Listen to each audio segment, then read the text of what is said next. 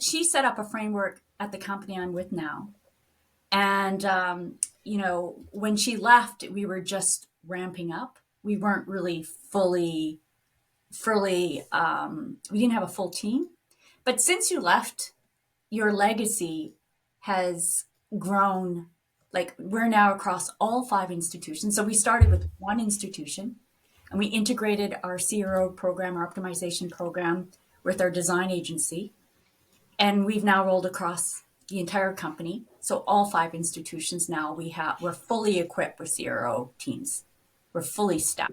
So we keep our agencies more honest than probably any company on this planet. And their processes are strongly integrated with ours. So we're closely collaborating with our design team so that it's not just about optimization CRO, really, because we test everything, and we do it in such a scientific way that we don't throw a big design over the fence anymore. We test out bits and pieces, and all of the design work is conducted in sprints. So it's a far more eloquent and efficient way to work with our design agency, and that's what you've left behind. So would you say that through the legacy that I left at that company, that agencies are learning through your department how to do CRO? That's correct. But the unfortunate thing is that when you left me, you left them with such an amazing analyst. They don't really necessarily need your tool, but we will need your tool once we move into GA4. Yes. Well, wait, you haven't moved yet? No, you haven't moved yet. We're not moving until next year, July. Yeah. So, well, they have 360. So 360 users get until July 1, 2024. But I think, if we follow the pattern of what had happened with GA3, it's going to blindside everybody, even in the 360 levels. I don't do any marketing manager business because we have a senior marketing manager across each one of our portfolios. And all I do is strictly research now. Basically measurement. Okay, that's a good segue. So introduce yourself, Andrea. Tell us about how you came to be a conversion rate optimization manager. I had no idea what a CRO manager was until you approached me. And I was like, I was unemployed at the time. I was fired at my last job. And I was a little desperate, to be honest. She approached me when I was at the very bottom of the bottom. And she approached me about the CRO role over at AdTalem. I had no idea what it was about. And I didn't even really care because I got to work with me again. So I moved into this role, not really understanding what the role was all about. CRO, whatever, analyst type stuff. Okay, I've done everything. Doesn't matter. You could write out my job description. I signed off on it, and off we went, right? And for the first few months, I had no idea what was going on. The Monday board killed me. Things flew so quickly between you and CJ, to be honest. To keep up with you two was just a crazy task. But since you've left, I'm feeling very secure in my role. It's very comfortable. And let's talk about that though for a minute. You were uncomfortable because prior to that you were working at huge agency. Yeah. And before that you were working at another agency, Critical Mass. And in those roles you were more of an analytics role. Correct. Right? I mean, I still worked alongside the creative, the design, but not so much anymore because my role took a different sort of. I started working on big data projects, so I was no longer sort of attached to the design aspect of the role anymore. So it was more personalization, more big data projects. But then when I moved to AdTalem, I started working more closely with design agencies again. Yeah. What would you say is the two differences between the analyst and in the CRO department? As a job description. Well, the two roles overlap so very much. We use the same skill sets, same competencies, same everything. It's just that the tools that we use are a little different. and then the A/B testing part of it, getting to significance and interpreting how to get to insert significance. Because on my institutions, I work on smaller volume sites before. I never really worked on a smaller volume site. I mean, the sites I worked on had an enormous amount of traffic, so you could reach significance within minutes, hours on some of these sites. But I have to wait sometimes weeks to get to significance on these smaller institutions. So that was a big learning curve for me, because it has everything to do with significance at that point, and understanding, how to get to significance and being able to interpret results. That took some time for me to kind of instinctually get it. So for your small, and what was the point when you're talking about I transitioned from analytics role to a big data role to now a conversion optimization role, and you had no idea what you were doing?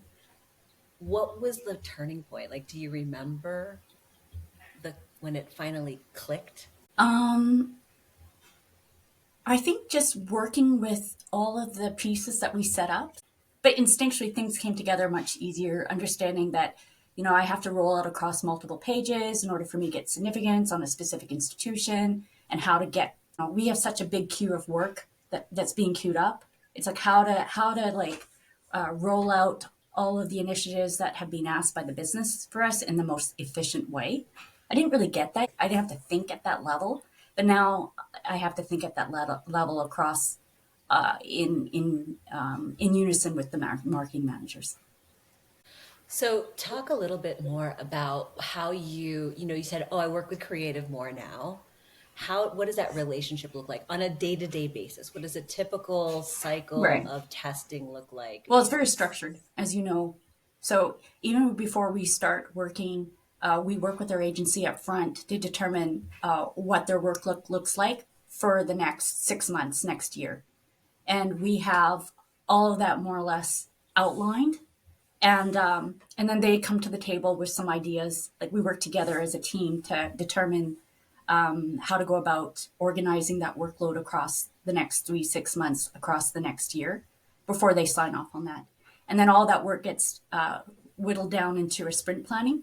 So every sprint, we know exactly what we're working on. And that gives me time to do the research before we go into a sprint. So I have research ready up front, so that when we, on day one of our sprint planning, when we sort of give our agency their marching orders, then we come with a complete brief now, and then I walk them through current state analysis of the existing, how users are consuming the existing experience, and then where we fall short. We do that from a mobile versus desktop perspective. Things that have fallen through the cracks that I think, when I interpret the data, where we fall short, all the weaknesses of the page, and we discuss that, and that way that they can insert those insights into the next iteration of the design concept. Well, after you left, we now got permission to redesign every single site. So we're going through, we have triple the resources on DVXD.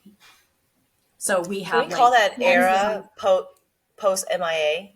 That's the era. From now on, every time, post MIA. Triple the efforts, triple the creative resources now. Mm-hmm. 2 years ago, this was a new program for one website. Yeah. And now, fast forward 2 years later, you're telling me that you tripled the team. Yeah. Tripled the work. The thing about it is we've integrated the CRO program across the way that we manage our agencies now. So it's not just, we have agencies that we design. It's integrated across, the processes have integrated across all of our agency, how we manage our agency. So the fundamental difference between just a company working with an agency versus how we work with our agencies is the CRO program. The CRO program institutes such a really high level of rigor and accountability to our creative. Every company spends a shitload of money on creative resources, but the CRO program makes sure that we adhere to even a much higher standard, and that everything is tested now. so that we never fail. Yes. We'll never fail. So Mia changed the foundation of how even the company is functioning. That's that correct. is phenomenal. Yeah, we need correct. to take Andrea everywhere to introduce you. She's like such a good introduction. No, but it has such a huge impact because, they can spend millions and millions of dollars on a redesign and it go nowhere. And sometimes often companies don't even execute. They just do it. They do it because they think that the competitor is doing it. And it's based on nonsense. Right. And then it gets altered to such a huge degree that it doesn't come out. It'll come out 60 to 70% of what the design aspirations were because they weren't able to fully execute the fundamentals, the development in behind the scenes and that sort of thing. Whereas we are working with the developers and our agencies at the same time in unison. And so we do it in all these little I wonder how the agencies receive this. They're not used to so it. DVXD, right? They work with Indigo, Heather, they have some huge e-com and they work with a lot of Shopify because Shopify is out of Toronto, right? So they have a lot of Shopify e-commerce companies under their fold. And, they love working with us because we hold them to a very, very high degree and they love analytics. So I give them all the analytics about the performance. And in fact, they are now groomed to ask for it. So when I don't ask for it, they come to me and say, okay, Andrea, we need analytics on this, this, and this. We need to understand behaviors on this, this, and this, because it's such a big part of their processes right now. But DVXD is not any ordinary agency. They're not ordinary, right? And we brought them into the fold very early, and they were on board with it and learning. The process of CRO. Yeah. But because they grew up in huge. So you have other agencies, you have other agencies that you work with, which shall not be named. We can name DVXD because they're pals, but other agencies, which we won't name. And how do they react when your company comes and be like, all right, you can do the creative, but it's going to be run by the CRO program? How do they receive that? The key here is you can hire the best design agency in the world, but if you don't work with them collaboratively from a CRO perspective, they can be good, but they can always be great if you have the CRO perspective working alongside with them. So we are as much accountable for the success of our creative agency as a creative agency themselves. I think that a lot of companies go into partnerships with creative agencies, not understanding that it takes a lot of effort from the client side as well as from the agency side. And that client side effort isn't always at the same level, right? Yes. And that's what CRO perspective makes sure that the client side of the effort equates to a great agency. Agency can only be so good, but they can be great if you have that client effort. And the data to provide that. It's basically giving the client a blueprint. This is where you should be going. And that blueprint is so important for all sides of the agency to be successful, or else you're just flying blind. Right. And if they don't have the client effort and they don't have the resources or the know-how to hire a CRO manager or somebody that has the capabilities or the capacity or the experience or background, then they need to hire someone like a Mia. Your piece of software. Absolutely. Because then that would give them the client effort to match the... There's only one girl. Have you met Clairvoyant?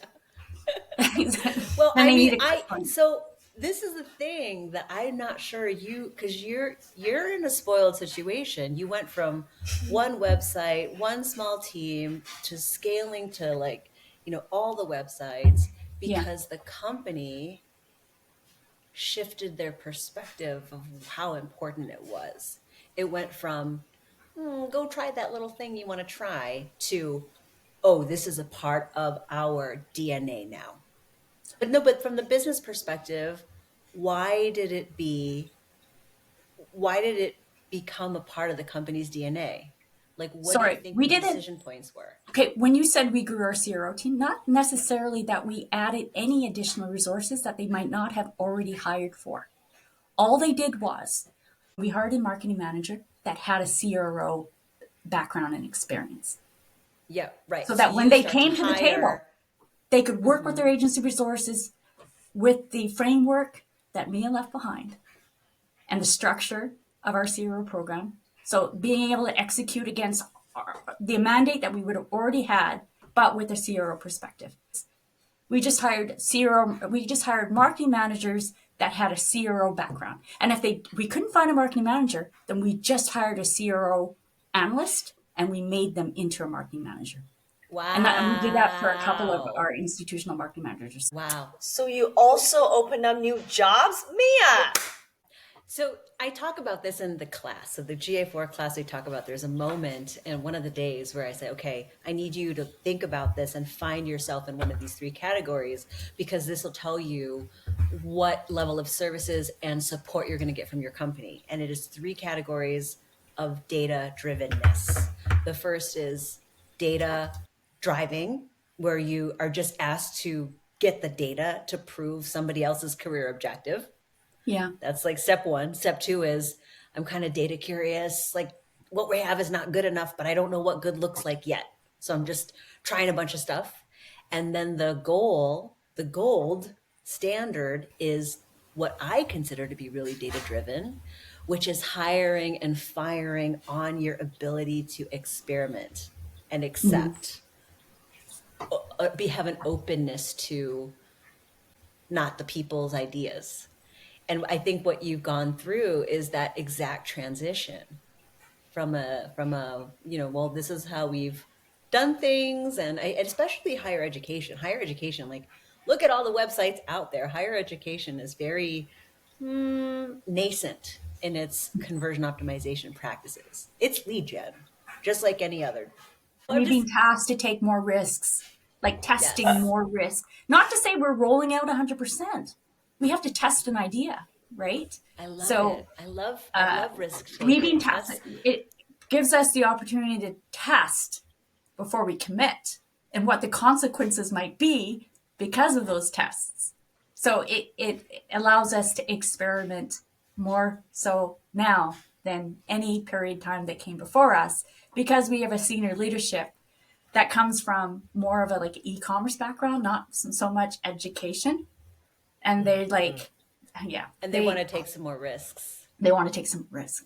Andrea, what an awesome story. I actually didn't realize a lot of that stuff had happened afterward, but we get to this part of the show where you get to look at some other websites about what you think the experience looks like and other things that jump out at you that they should be testing, and or the kind of data that you would require to validate your hypothesis. Okay. You ready? All right, contestant number 1. I love this. This company called Straighter Line. Let's see if we can figure out what it actually is. This looks like an education institution of sorts. Probably, could it be for like post-secondary? Just because they look like adults and someone's wearing a hat. Yes. So yes, like it's adults. A post-secondary. It's a educational institution. Okay. What is it called? Straighter Line? Straighter Line. Yes. Where would you navigate to find out? To find out more about the company? Well, I think when as a new prospect and I come to this page, I probably want to learn more about who they are before I start digging into like understanding coursework and that sort of thing. So I would like to learn more about, well, who are you? Where do you, like, what are you all about? Can you just go from the top to the bottom again? Do you think you get a good sense of what their business is? Not so much. I think that they need to do more about like positioning who they are, because that's pretty lean on this page. Although they do have some credibility pieces, but I don't really see like I don't know what Straighter Line is about. Yeah, it's weird. There's an e-commerce component. Yeah. Like it looks like take your courses here and get them transferred. Right. And when you look at the menu, there's no like where do you find out more about the history of the school? So from a credibility standpoint, I need to learn more about the background of the school before I start exploring courses. Where do I go to find that information? Know, why would I pay $79 for this? Are you legit? That's correct. My question. Yeah. Yeah. So where do you go to find information about the school? I mean, I would guess that it's here under how it works. Well, let's click around. Let's see. So you click on colleges and, okay, showing you these partner colleges, American Military. Oh, I see. So they're a platform for a bunch of colleges. Is that what this is? It looks like it's going to, to ensure transfer. Oh, here we go. This is, I love when universities do this. What are you? It just, the title is Partner Colleges and Universities. I think they do, marketing does this all the time. Put the title of the page. But what you really want to know is this, and see how tiny it is? We partner with over 150 colleges and universities to ensure the transferability of the course you take with us. Well, right. And that needs to be up front and center, above the fold on the homepage. They need to position themselves who they are before anyone can take next steps. So yes, so that's I'd feel more comfortable. Oh, the stretches. And then the second thing I need to know next.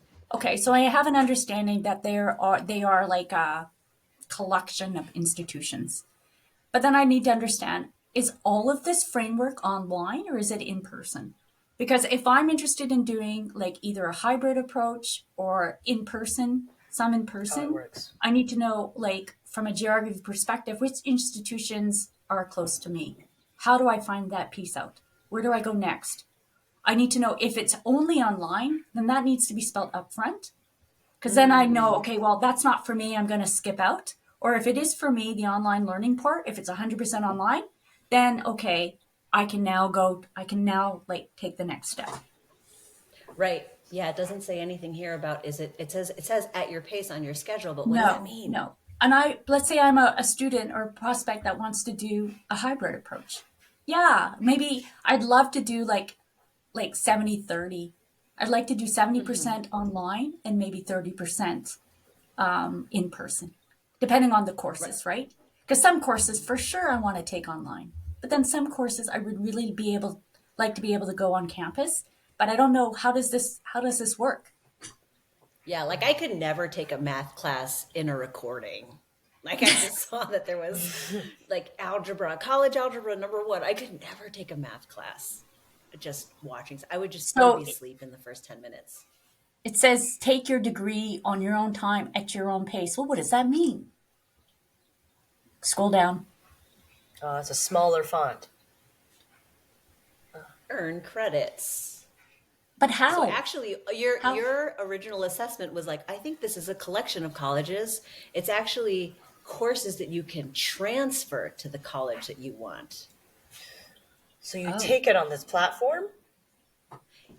See how confused we all are? Oh, for sure am. I sure am.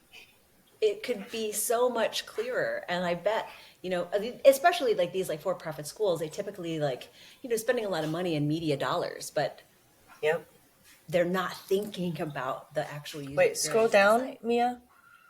Save time and money along the way. Taking online courses can help you save money. Okay. Now that's where that information is. There's it. Helping you go to the course. Yeah. Okay, cool. Let's go on to the next one. I like that. That's a good case study because we're not really sure what it was. Let's take a look at this one. This one's a little like not in the category of higher education, but primary education. Which one's this one called? This is called AKJ Education, Teach, Learn, Inspire. So we see a lot of this too. Chatbots right away are open on the site. Do you have any feelings, Andrea, about chatbots that open up? Oh, I hate them. Especially if they pop within the first few seconds. Absolutely not. Just annoying. In fact, I would be more inclined to bounce from the site altogether if I had something opening up within the first. It's actually very rude. I find it rude. Well, tell me the kinds of data that you would look for to know if it was inappropriate for the audience? Well, you can test this pre-post, right? So you introduce a chatbot. You obviously have like within a few seconds. So if your bounce rate goes up, then this chatbot's not working. Because if someone's going to just do a pre-post analysis. Well, A/B testing or pre-post, however they do it. If they don't have A/B testing, they have to test it somehow. Bounce rates pre-post or A/B test. Pre-post is. Or A/B test. Viewers. Yeah. With the chatbot, without the chatbot, and then measuring bounce rates. Say briefly what a pre-post is. Well, if you don't have an A/B testing tool, you go cold turkey, you roll it out one day, so 100% of the traffic is seeing this chatbot, and then you're going to measure bounce rates leading up to when you rolled this out, probably 7 days before, and then 7 days after the chatbot, and you'll look at your bounce rates. Yeah. Okay, cool. I'm going to close this out now since it's offending you so much. Let's take a look at this website. Let's take a look at this website. What are your feelings about it? Well, it looks a little immature. Just the way they designed their, I don't even know what you would call these things. Their little modules. Is childish.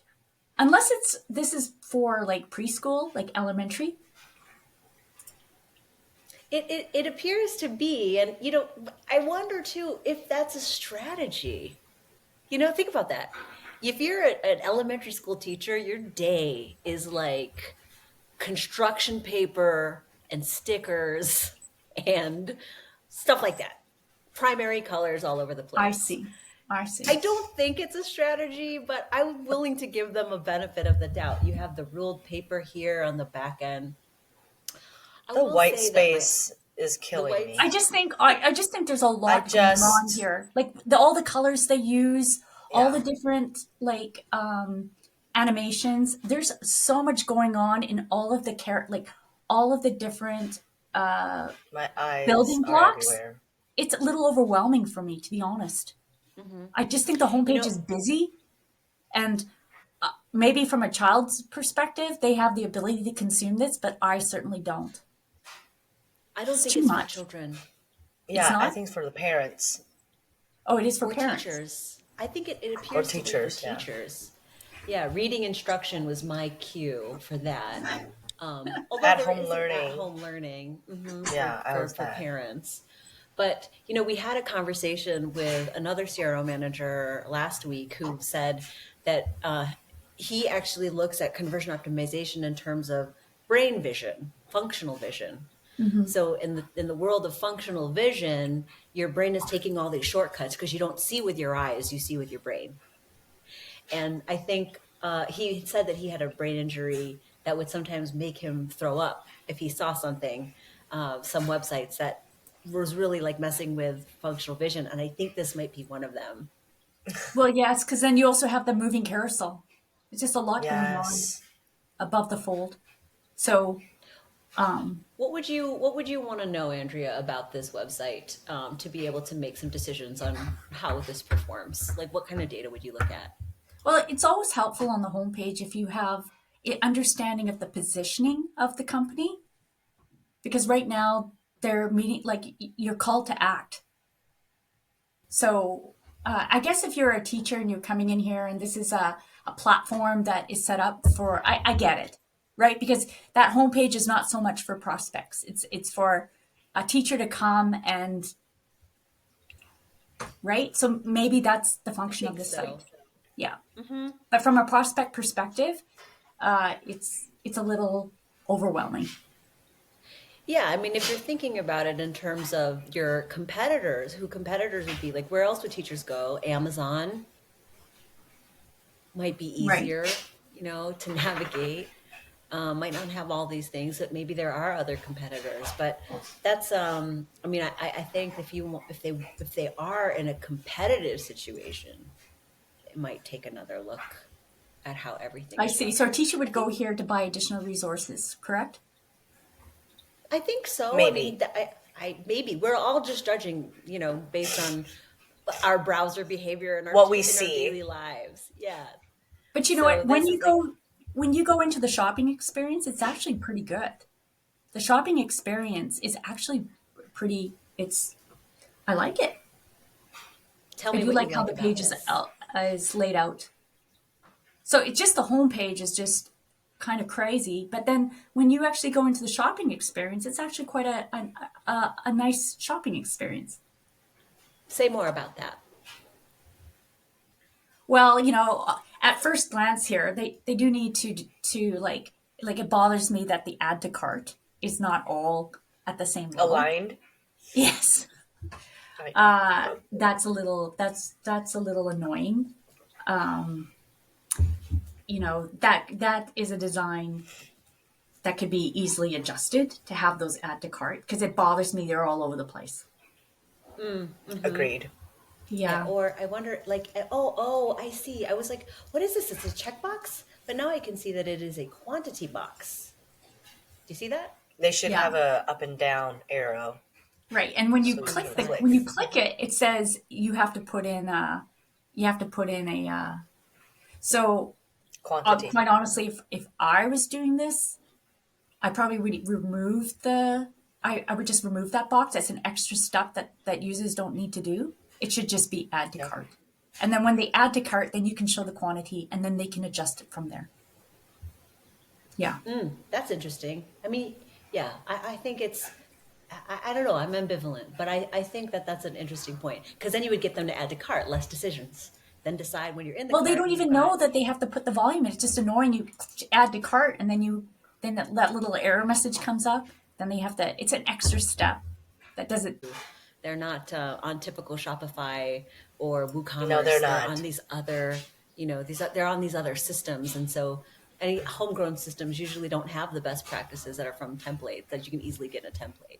And the other thing that annoys me in e-commerce sites is that sometimes they have the results per page set at such a small amount.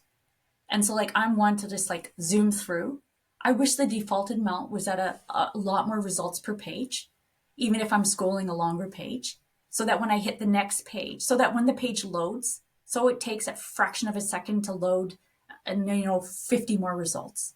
It's worth it for the user, because then every time they go next page, then they can, it just shortens their overall site time.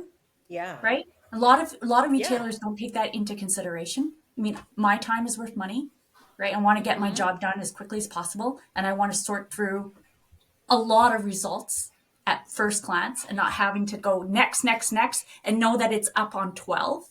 People don't keep in mind, so they're going next page, see another 12 and another 12. And the loading time for each next 12 and next 12 doesn't amount to the same amount if they just put the freaking results per page at a substantial amount. That's one of those things where user experience expectations hasn't caught up to what are available in that would be an easy A/B test. Adjusting results per page, which is now at 24 to 72, to see whether we can decrease the total amount of time per session. If we decrease the total amount of time per session, we've done our jobs. Easy test. I love that. Andrea, this has been amazing. Thank you so much. We do have to end the show, though, my dear. Oh, good. So, good. She said good. So, let's wrap. And if you have any recommendations for analysts who want to move into CRO, what would the first 2 steps be? If someone wanted to move into CRO, like from an analytics job. I think the big thing for me was having to work very closely with creative. Right? You do have to enjoy working with people, because you're not so much doing your own thing, and you have you're now working with it's more of a joint effort now. So in order to get the job done, it's not just yourself you're relying on. You're relying on a much bigger team. And if that's a problem, maybe CRO is not for you, because you do have to collaborate.